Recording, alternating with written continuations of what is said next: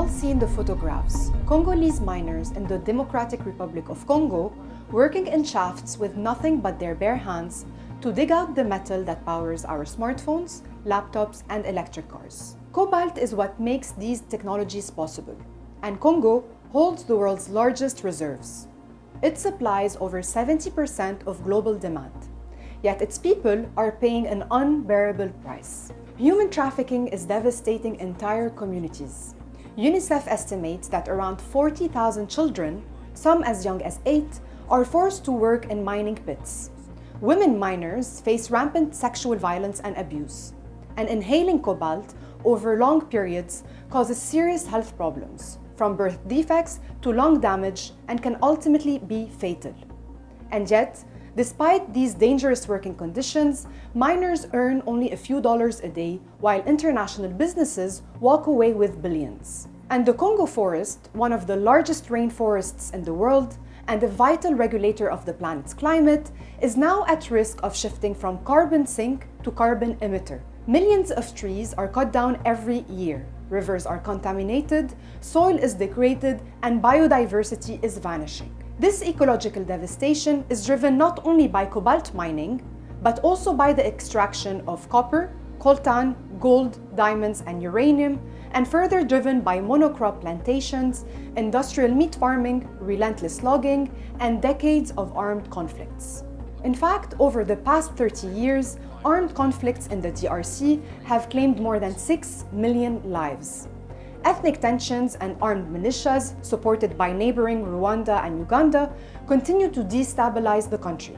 Simultaneously, weak governance and corruption have locked the DRC into a system of exploitation. Congo's elites have long betrayed their country by surrendering its resources to multinational corporations. In collusion with foreign mining giants, they loot Congo's natural wealth, make it flow outward, while the Congolese sink deeper into poverty. Meanwhile, the IMF and the World Bank tighten the chains with loans that strip sovereignty and trap the country in permanent dependency. All of this is rooted in centuries of colonialism. The DRC is a country scarred by relentless plunder. First came the transatlantic slave trade, which from the 15th to the 19th century tore millions from their land. Then came King Leopold II. At the 1884-85 Berlin Conference, European colonial powers launched the largest single land grab in history. They sliced the African continent into 50 colonies with zero regard to the aspirations of its people. Out of this partition, the Congo was handed to Leopold II himself, who turned it into his personal empire and cynically named it the Congo Free State. What followed was a system of brutality that killed 10 million Congolese in just 23 years, throughout slavery, starvation, disease, and mass killings. All of it engineered to satisfy Western appetite for profit. The invention of bicycle and automobile tires at the time had created an insatiable demand for rubber throughout Europe and the US. In Leopold's eyes, the Congo's vast rainforests, rich in wild rubber vines, became a treasure trove for his ambitions. Entire villages were driven into grueling labor, compelled to extract huge amounts of rubber and hand them over without pay. Failure to do so brought collective punishment. Homes were burned, families were taken hostage to coerce their relatives into working faster, and mutilations became the hallmark of Leopold's regime.